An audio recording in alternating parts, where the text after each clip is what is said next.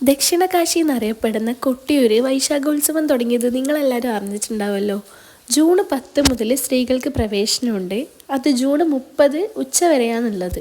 പക്ഷെ പുരുഷന്മാർക്ക് പ്രവേശനം ജൂലൈ 4 വരെയുണ്ട്. ഇന്ന് ഒരു സെക്കൻഡ് സാറ്റർഡേ ജൂൺ 14 അതുകൊണ്ട് നമ്മൾ ഇന്ന് തന്നെ അങ്ങോട്ട് പോകാമെന്ന് പ്ലാൻ ചെയ്ത് രാവിലെ 9 മണിക്ക് കണ്ണൂരിൽ നിന്ന് ബസ് കയറിയതാണ്. ഏകദേശം 11 മണിക്ക് അവിടെ എത്തേണ്ടതായിരുന്നു. പക്ഷേ ഭയങ്കര തിരക്കും ബ്ലോക്കും കാരണം 5 മണിക്കൂർ ബസ്സിലിരുന്നിട്ട് ഉച്ചയ്ക്ക് 2 മണിക്കാണ് നമ്മൾ അവിടെ എത്തിയത്. വാഹനങ്ങളൊന്നും ഒരടി പോലും നീങ്ങുന്നുണ്ടായിട്ടില്ല. അങ്ങനെ ഇരുന്നിരുന്ന് ഇതൊന്നും നടക്കില്ല എന്നറിഞ്ഞപ്പോൾ ആൾക്കാരെല്ലാം നടക്കാൻ തുടങ്ങി.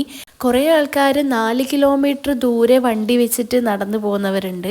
നമ്മൾ ഏകദേശം 2 കിലോമീറ്റർ അവേ ആയപ്പോഴാണ് നടക്കാൻ തുടങ്ങിയത്. നടന്ന് അവിടെ എത്തുമ്പോഴേക്ക് നല്ല മഴയും പെയ്ത്. അപ്പോൾ ഒരു 3:30 നമ്മൾ ദർശനം കഴിഞ്ഞിട്ട് ഇറങ്ങിയിട്ടുണ്ട്. ഇവിടെ എത്താൻ ഇത്രയും ലേറ്റ് ആയതുകൊണ്ട് തന്നെ തിരിച്ചു പോകുമ്പോൾ നല്ല ലേറ്റ് ആകുന്നുണ്ട്. നമ്മൾ ക്യൂ ഇല്ലാണ്ടാ തൊഴുതത്.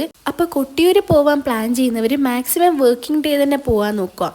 അവിടുത്തെ കല്ലുകൾ തമ്മിൽ ഉരച്ചാൽ മാത്രം ചന്ദനം ഭസ്മോ ഒക്കെ കിട്ടുമെന്ന് പറയുന്നുണ്ട്. ഞാനൊരച്ചപ്പോൾ എനിക്ക് ഭസ്മ കിട്ടിയത്, അമ്മക്കും അത് തന്നെയാണ്. പക്ഷെ അമ്മേൻ്റെ ഫ്രണ്ടിന് ചന്ദന കിട്ടിയത്. അതുപോലെ നമ്മളെ കൂടെ ഉണ്ടായ വേറെ 2 ആൾക്കും ചന്ദനം കിട്ടിയെന്ന് പറഞ്ഞിട്ടുണ്ട്.